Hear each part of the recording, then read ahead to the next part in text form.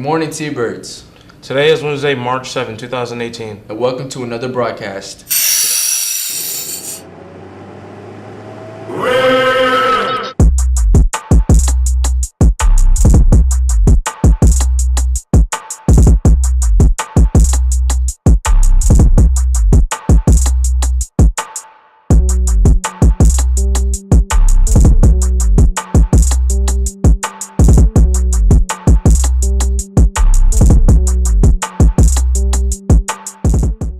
Hey guys, it's Mo. And it's Dev. Here to bring you the finest stories in our district.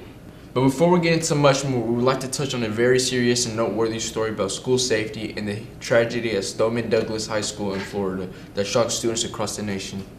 On February 14th, a gunman set off fire alarms at Florida High School, luring hundreds of students outside their classrooms so he could open fire. Diogene and Mo Keaton interviewed students and staff about how this incident affected them. So you heard about the recent school shooting in Florida.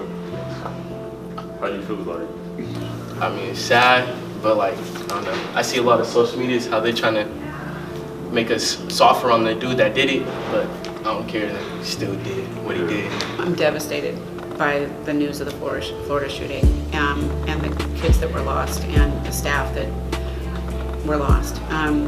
And the fact that we have such violence, especially with our young people today. Do you feel like you are safe at Mount Tahoma? I do. Of course, every school shooting, the people there say, well, I thought I was safe. We never thought it would happen here. But we do everything we could possibly do to prepare.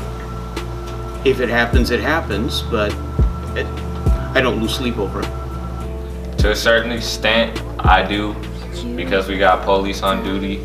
But with all the, even with like the police brutality and all that stuff that's been happening, I don't even know if I feel safe around the police. You know what I'm saying? So it's hard to say if I feel safe here. That Nicholas Cruz had a mental disorder? You know, I don't know enough about Nicholas Cruz to speak about his mental state. I do think that our society has some sort of a disorder today. Nah, I think I can say something's wrong with his brain, you know, if he want to kill people like that just out of the blue. Because if somebody like my skin color would do it, they'll already be in jail, probably dead already, but you know, he's still alive.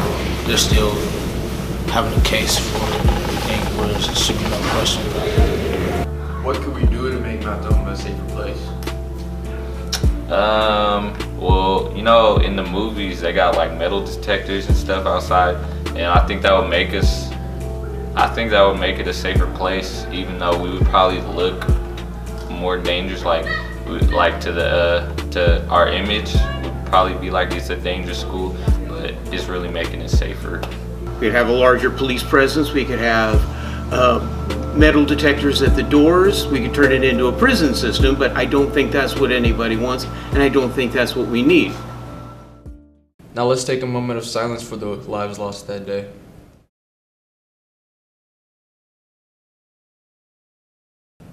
That was sad. Yeah, it's tragic, bro. In other news, if you're interested in cheerleading and want to learn more, there's an interest meeting at 4 p.m. in the mat room, 2407. Now let's check on T-Bird Sports.